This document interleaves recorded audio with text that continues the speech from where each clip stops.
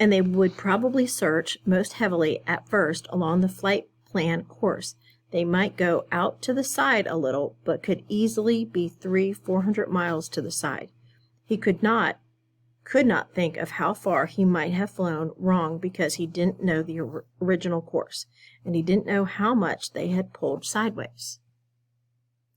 Quite a bit, that's how he remembered it. Quite a jerk to the side.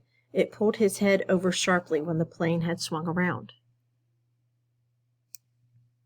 They might not find him for 2 or 3 days. He felt his heartbeat increase as the fear started. The thought was there, but he fought it down for a time, pushed it away, then it exploded out. They might not find him for a long time. What does Brian realize as he thinks about himself flying the plane? How does he feel about it? And the next thought was there as well, that they might never find him. But that was panic, and he fought it down and tried to stay positive. They searched hard when a plane went down. They used many men in planes, and they would go to the side. They would know he was off from the flight path. He had talked to the man on the radio. They would somehow know. It would be all right. They would soon find him. Maybe not tomorrow, but soon. Soon. Soon. They would find him soon. Gradually, like sloshing oil, his thoughts settled back and the panic was gone.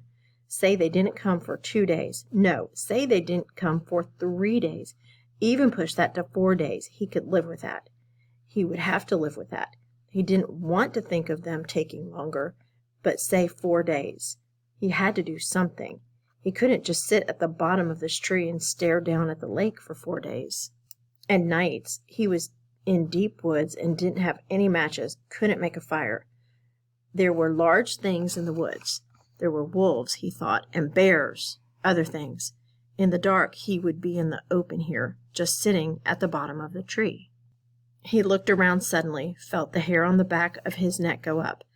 Things might be looking at him right now, waiting for him, waiting for dark so they could move in and take him. He fingered the hatchet at his belt. It was the only weapon he had, but it was something.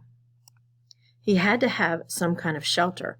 No, make that more. He had to have some kind of shelter, and he had to have something to eat. He pulled himself to his feet and jerked the back of his shirt down before the mosquitoes could get at it. He had to do something to help himself. I have to get motivated, he thought, remembering Perpich. Right now, I'm all I've got. I have to do something. Brian's English teacher, Mr. Perpich, taught Brian that he is his own most valuable asset.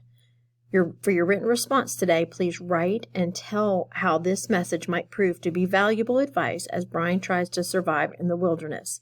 Even though you are speculating, you're still giving an opinion.